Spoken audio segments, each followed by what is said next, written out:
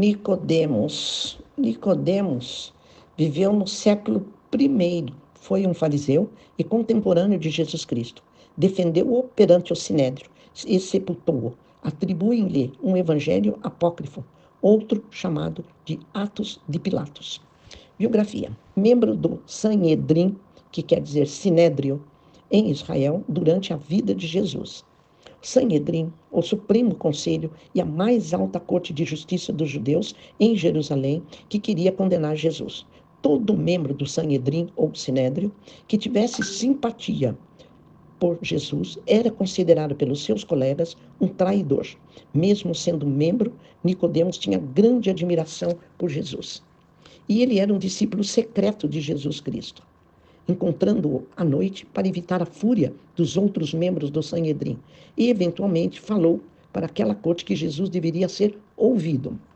Em uma ocasião, Nicodemos confessou que acreditava em Jesus, dizendo: "Nós sabemos que você é um professor e ninguém tem esses sinais, a não ser Deus. Esteja com ele." Jesus ensinou a ele acerca do renascer através do Espírito Santo e do batismo. Certa vez disse: "Por que Deus tanto amou o mundo que deu o seu Filho unigênito para que todo aquele que nele crer não pereça, mas tenha a vida eterna." Nicodemos falou a bem de Jesus para os sacerdotes, chefes e os fariseus, destacando que a lei exigia que os acusados fossem ouvidos antes de serem julgados.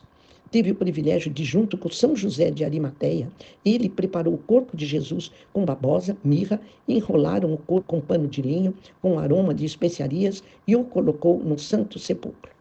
Existe um escrito considerado o Evangelho Apócrifo que teria sido escrito por ele e algumas vezes chamado de Atos de Pilatos. A tradição diz que ele foi um mártir, mas os detalhes de seu martírio não sobreviveram ao tempo. Segundo o Evangelho de João, Nicodemos mostrou-se favorável a Jesus.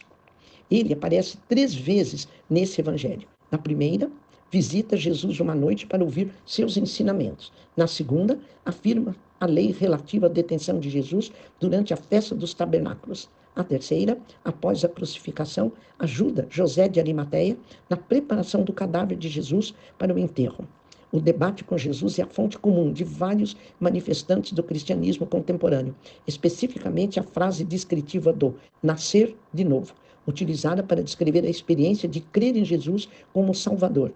E o versículo: "Porque Deus tanto amou o mundo que deu o seu Filho unigênito para que todo aquele que nele crer não pereça, mas tenha a vida eterna." Frequentemente citado para descrever o plano de Deus a respeito da salvação. A salvação descrita parece completa, pois não há nada que, surgindo depois, venha lhe completar a forma. E parece que o renascer também seja dessa natureza, pois ele é um todo, se encontrando como um prolongamento à morte. O livro apócrifo Evangelho de Nicodemos foi provavelmente produzido entre os séculos II e V, e em grande parte uma narrativa de Pilatos. Embora não haja nenhuma fonte de informação clara sobre Nicodemos fora do Evangelho de João, muitos historiadores identificam-no como Nicodemos ben Gurion, mencionado no Talmud, conjunto de livros dos judeus, livro sagrado, como um homem rico, figura respeitada, generosa e popular, com a reputação de ter tido poder milagroso. O Talmud, que é o conjunto de livros dos judeus, livros sagrados. A tradição cristã também afirma que foi martirizado no primeiro século. Nicodemos, fariseu, doutor da lei e príncipe dos judeus, era uma figura presente apenas no Evangelho de João. Nicodemos vai até Jesus à noite para não ser visto e o interrogou sobre a natureza da sua missão. Jesus respondeu-lhe que, para fazer parte do reino de Deus, era preciso renascer, mas espiritualmente. Nicodemos ficou tão impressionado a ponto de falar positivamente sobre Jesus no conselho. Quando foi capturado, ele recordou aos fariseus que a lei permitia ao acusado ser ouvido antes de ser julgado. Enfim, no momento da sepultura, o encontramos ao lado de José de Arimateia. Foi atribuído a Nicodemos também um evangelho apócrifo, escrito em grego, que remonta do século II, na qual a posição de Pôncio Pilatos foi revista. As homenagens ao santo é o início oficial de uma temporada de festas religiosas na Bahia. Com uma alvorada de fogos, o padroeiro dos trabalhadores portuários, São Nicodemos é celebrada no bairro do Comércio, em um cortejo especial, acompanhado pelas baianas e devotos. As homenagens aos santos, que vai da última segunda-feira de novembro até fevereiro. É o início oficial da temporada de festas religiosas da Bahia. Funcionários e ex-funcionários da região portuária da capital baiana se reúnem para um dia de celebração, que contam com uma missa de ação de graças na capela de São Nicodemos, encerrando-se com uma confraternização nas docas com um caruru. Muitos dos trabalhadores do porto falam sobre graças que receberam e recebem do santo. Os devotos portuários resolveram este ano fundar a Irmandade de São Nicodemos, uma congregação religiosa para expressar ainda mais a fé no padroeiro. O grupo estará ligado à capela de São Pedro Gonçalves do Corpo Santo, Igreja do Corpo Santo, localizada no Comércio. Histórico. Os festejos de São Nicodemos tiveram início no ano de 1941, quando acontecia no último domingo do mês de novembro. Com a constituição da Companhia das Docas do Estado da Bahia, em 1977, a sua implantação na década de 1980, a celebração ganhou uma nova perspectiva, como manifestação cultural em Salvador, e agora ocorre na última segunda-feira do mês. Em Salvador, a história do padroeiro assume pelo menos 3 versões, nas quais ele foi encontrado, sonhado ou visto no cais de carvão pelos funcionários do porto. Uma curta biografia de José de Arimateia. Não podemos deixar de falar de José de Arimateia, depois que falamos de Nicodemos. José de Arimateia entra em história e lenda. José é um ilustre membro do Sinédrio, um homem poderoso, muito conhecido e estimado em Jerusalém. Sua cidade natal provavelmente era Arimateia, identificada por alguns como a atual Rantes. Segundo o costume dos judeus, um corpo devia ser enterrado na própria terra natal. Por isso, alguns estudiosos acham estranho que ele tivesse um lugar para o sepultamento dele em Jerusalém. Em seu evangelho, João ressalta que um homem ilustre seguia Jesus, com discrição, por medo de ser criticado. Porém, ele não foi nada discreto ao pedir o corpo de Cristo a Pilatos, utilizando todo o seu poder para obtê-lo. José sabia que isto era muito arriscado. A simpatia por uma pessoa condenada à morte poderia ser facilmente interpretada como cúmplice e, portanto, ter o mesmo triste destino. Mas, naquele momento, José não teve medo de expressar abertamente a sua fé. Oração a São José de Arimateia. Confessamos, Senhor, que somente Tu és santo e que sem Ti ninguém é bom.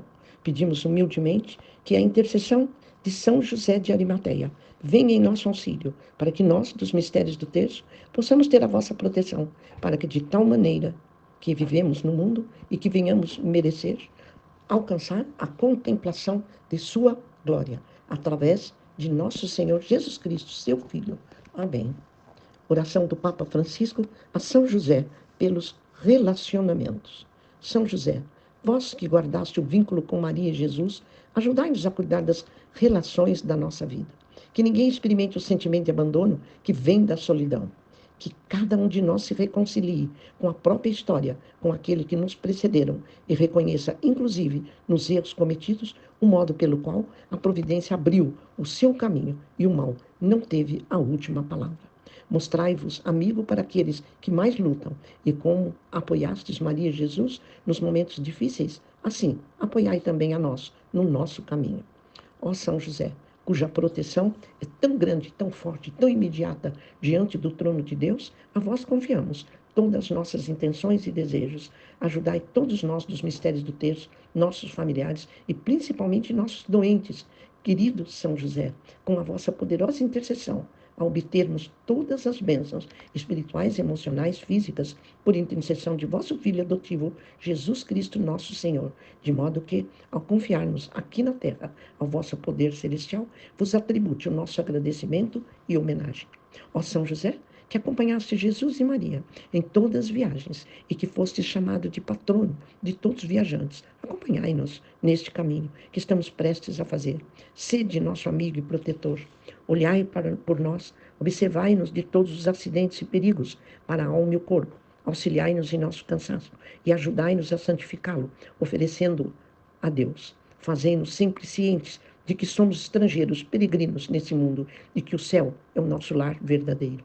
E ajudai-nos a perseverar no caminho que para lá nos conduz. Nós vos pedimos em especial que nos proteja e ajude na última grande viagem do tempo, à eternidade, para que, sob vossa orientação, podemos chegar ao reino da felicidade e da glória, por ali repousar eternamente convosco, na companhia de Jesus e Maria. Ó grande São José, rogai por nós. Amém.